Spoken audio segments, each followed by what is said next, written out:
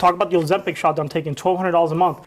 The economy is up to the roof, but we have money to help our veterans. We have to start bringing money down on the local level and developing more of those relationships. We need to legalize marijuana. When Biden decided not to run for re-election, I put out a statement saying thank you for what you've done. You're a true patriot to our country. Put our country's interests before your own. That's what we need in Washington. We need more women. I think to have a woman in this space and somebody who stands up for the issues that impact women is really important. The wall is that's not a solution. We're all immigrants. How are we going to get those people the paper they need to make sure they're legal? 100% need to go down that road of looking at potentially banning assault weapons. It's a Second Amendment, but how about to have a background in everybody? When money goes out, people are rebuilding in flood zones now, right? Let me correct you, it's Pastrana, not Pastrano. There's no O.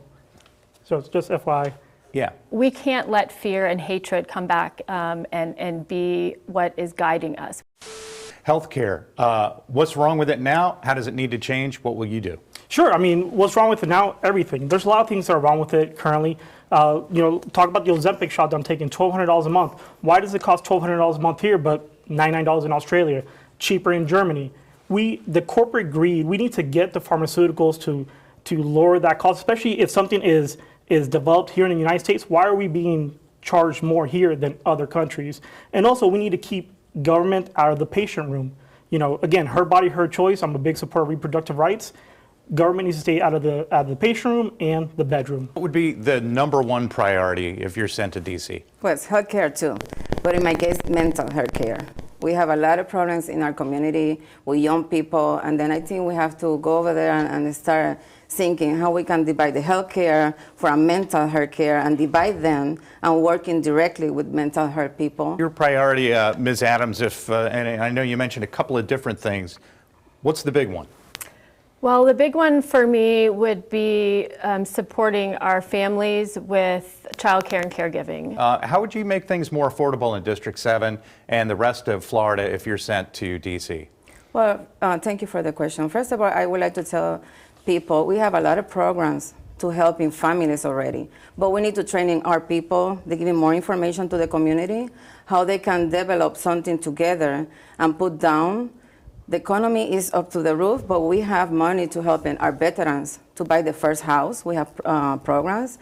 And then I think we need to work more directly with the families. Well, I think, we have to start bringing money down on the local level and developing more of those relationships to be intentional with the dollars that are being spent. There are a lot of programs. However, how they are spent and where the dollars go is quite another thing sometimes. And so I really think building out those public-private partnerships is important, supporting small businesses, being more intentional with our chambers of commerce, with those who are trying to scale their small businesses. That's a huge problem, being able to find the financial components. I mean, my fellow candidates, I'm going to echo what they're saying is, in addition, working on the economy, stopping the taxation of Social Security, we need to legalize marijuana.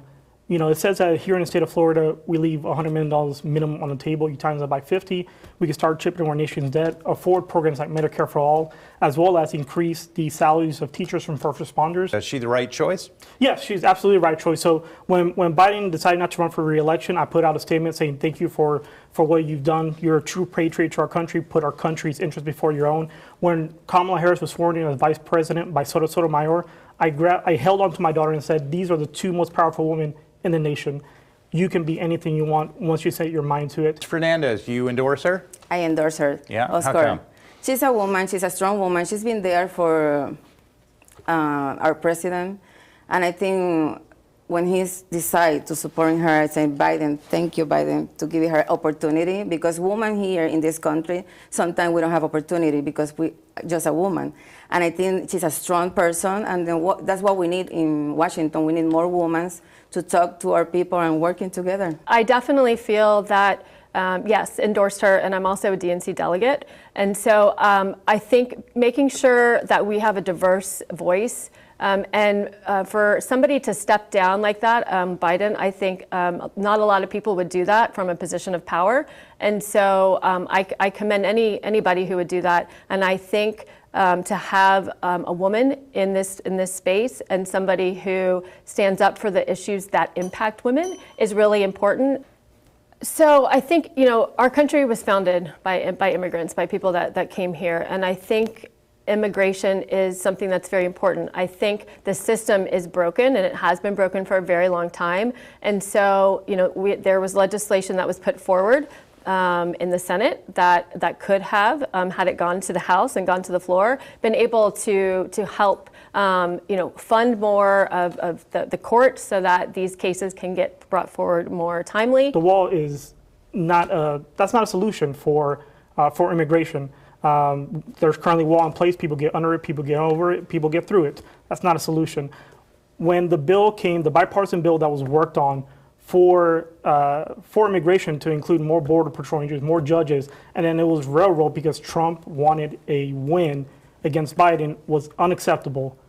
Unacceptable. We need to hold those people accountable who made those decisions. We're all immigrants, but here right now it's very hard for people to work with no papers. Pay taxes with just a social security number, and when they open the border, our immigrants, they're already here waiting. The processes get longer. We need to start working with the training people and working with the process to make sure our people feel safe, and everybody here feels safe working with our immigrants. We all immigrants, like I say, but we need to start working more in the community, and this is cost us because I see too many people homeless in this situation when they come in here with a dream and when they come here and they see something different. But definitely we have to sit down and do better judgment how we're going to get those people the paper they need to make sure they're legal. As a current gun owner, I know what it is to go through the process of obtaining your concealed weapons permit. We 100% need to go down that road of looking at potentially banning assault weapons again. I'm 100% on board for that. And if we get in the weeds of not being able to go that route, go after the bullets at that point. What's a weapon without the bullets? On violence, I think we need to do more background. And like I said in the beginning, the mental health. I just worry about mental health people. When they have accessible to have guns, they have bad decisions. And then we have to make sure that whoever have a guns, it's a Second Amendment, but how about to have a background in everybody to make sure, again, safety with our community. So Sheriff John Mina has endorsed me, and somebody who believes in people's right to responsible gun ownership, absolutely. When that, though, becomes, puts the public at safety, then those rights, are not superseding what the public safety is. Convince me now that your professional experience makes you the best qualified in the Democratic primary. Ms. Fernandez, we'll start with you. Well, as a business owner, I've been working in my company, of course, with my community all the time. We also have a welcome in my business. Not just because I have a business, it's because I think the community need business working with the community. And then right now when I see this situation that Stephanie Murphy step out and we don't have another leader, and now Cody Mill came and say, I can do it. I just sit down with my community and say, you need our voice, and that's the reason I'm running. So I would say the professional and the personal to be able to step up and do this. So as somebody who never thought that they would be in this space and in politics, I turned pain into purpose and went back to school and got master's degrees in policy and in legal studies, and actually last year helped write and get passed with bipartisan support legislation here in Florida. So it's possible, and if we can do it here, we can do it and take it to Congress. Sure. So professional qualifications, let's start there. I'm in tech, I'm in cybersecurity, and I believe that with the current issues we recently saw with the CrowdStrike issue, I could bring a lot to the table from that aspect. I also know that when I'm not the expert in something, I'm going to reach out to the experts, get their opinions, and then make a informed decision based on the information that's provided, the pros and cons. Right now, there are concerns that FEMA is going to be in the hole by the end of August. And this is a recurring theme. We've talked about this before. And what if the so-called big one hits Florida? What kind of shape are homeowners and business owners going to be in if FEMA doesn't have the money to respond?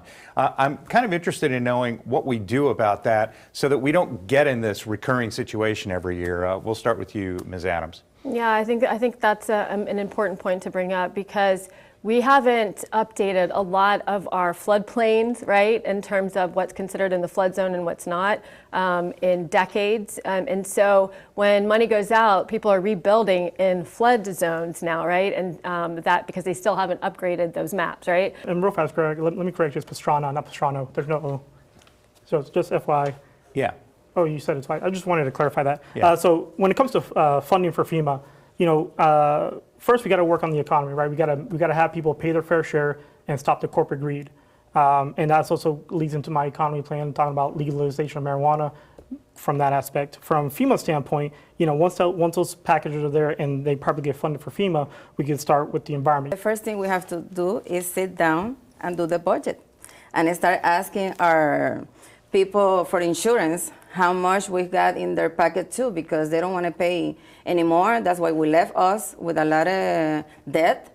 And right now we need to sit down with them and then figure out how we're going to work with the cities and how we're going to get the right people and need a budget and say how much we're going to spend in case that we have a hurricane. Abortion is healthcare. So if someone is getting healthcare in the state of Florida, it should not be any different than in California, Alaska, so on and so forth. Absolutely.